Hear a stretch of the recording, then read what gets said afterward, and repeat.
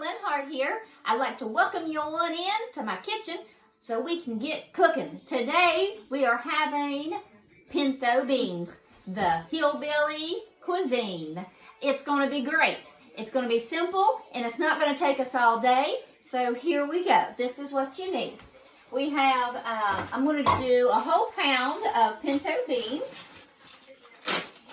All we have to do is pour our pinto beans into the quick cooker by Pampered Chef, the best cooker on the market. It is a pressure cooker, a slow cooker, and a skillet.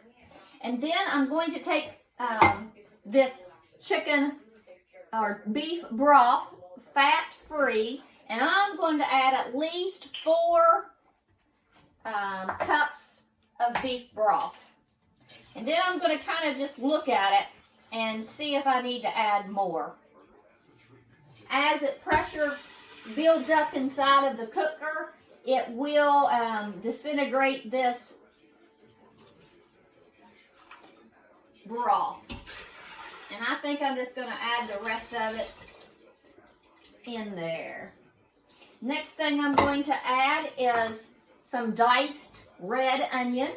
Red onion is great. It'll add a lot of flavor. I love this quick cooker because it blends all the flavors and makes them intense. So you don't need that much. This is about 3/4 of a cup of onion. Since I'm out of onion right now, I'm going to add a secret ingredient, and it is Lipton onion recipe. And I'm going to pour that in there with my spatula. I'm going to give it a good swirl. Smells great. My next secret ingredient is Goya. You can get this Aldi's even. Comes in a box and you kind of tear off the packets as you need them. It's a kind of like a ham broth seasoning. It adds that little oomph that you need when cooking. And give it another quick stir.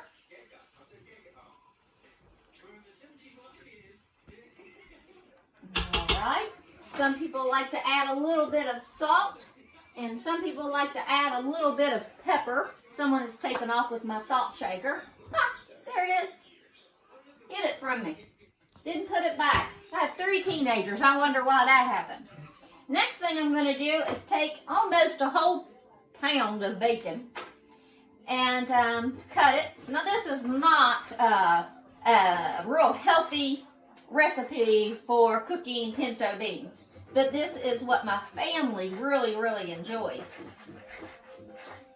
It adds that little bit of texture that you need. It adds that little bit of bacon grease that you need because of the fat on the bacon. And it's nice to have a little piece of meat when you have a bean. So I'm just cutting it with a regular tomato knife, and I'm doing it wrong because this is wrong. This is the correct way. It wears out your finger, and it even will leave an imprint if you're doing it too rough, and you just kind of make a saw motion.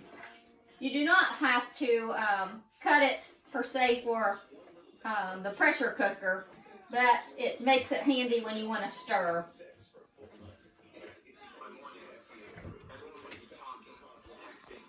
Next, I'd like to add a 3/4 cup of Dr. Pepper. What that does is it marinates with the bacon and makes a great caramelization inside of our recipe.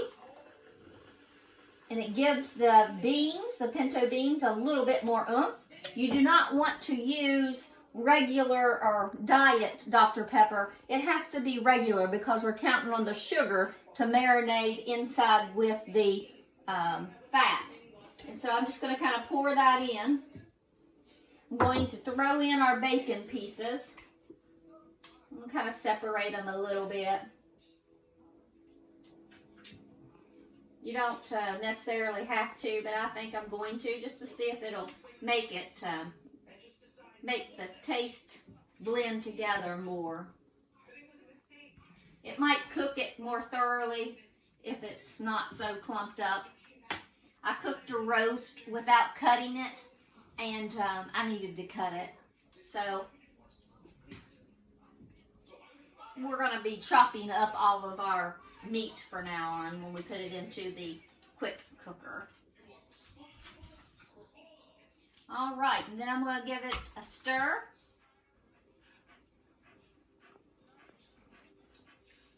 I'm going to grab something to wipe off all of that off of my hand.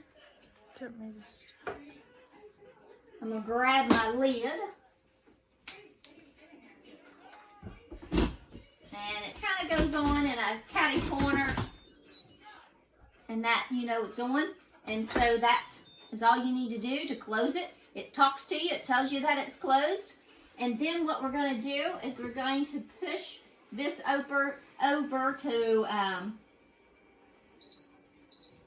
soup. Or do I want to go to custom? So I got my handy dandy cookbook that came with the Instant Pot. It comes with a ceramic pot, a rack, and a stand, and I think that's about it. So in here it tells us beans. It says rinse and sort, put in cool water, drain if necessary, add 3 cups of beans, and then adjust according to this chart. So for 25 minutes is what we need to adjust it for. So it does have a bean setting on here that I missed. I knew it wasn't soup stock.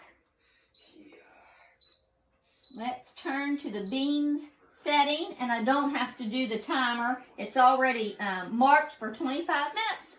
So when it is ready, I'll be back to show you what it looks like. Are you ready for dinner? The dog has just quit barking because everybody's ready to eat. There she goes again. They're getting ready to come in to get dinner. And our pinto beans are almost done.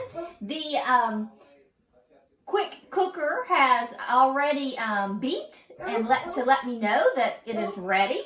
So we can let the pressure release automatically or naturally for the next 20 minutes. Or we can release the pressure and stand back by using the quick release button. And can you hear that steam come out of there? It's a really good unit. I find myself yelling over top of it. I've already got my bowl out. I've got my little mini muffin tin ready of I can't think of it. Cornbread. I just did it in the mini muffin tin. Now we have a square brownie pan that you might want to look at on our website or in the catalog. I don't have that one yet, but I do have the round one. I love the round one because you get the edge versus a piece of cake that you don't get the edge on. I always love the corner piece of cake. And so that brownie one I'm excited to use because you'll be able to have the edges of your pastry. And it's slowing down. The steam is coming out just very little. I can see it all the way up to the top of my cabinetry. And I'm anxious to see it. This is a scoop and drain. It'll drain some of the juice off of your beans. If you want all of the juice, then just use a serving spoon or a ladle. And I have one of those as well.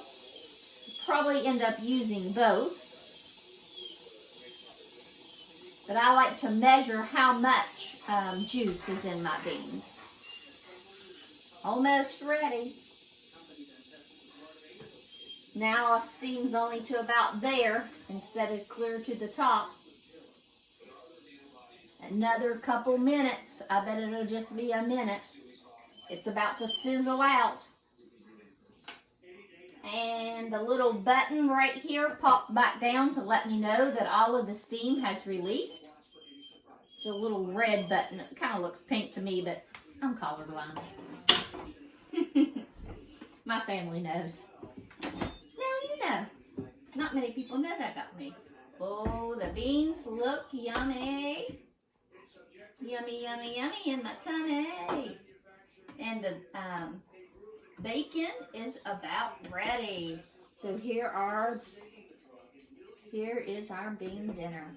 We sure appreciate you watching. I hope that you enjoyed the recipe and found some products that you'd like to have in your very own kitchen. You can check us out by going to our blog. It's biblicalbookmarks.blog, and it'll be in the description. And also our Pampered Chef website will be in the description as well. Have a good evening, and may God bless you.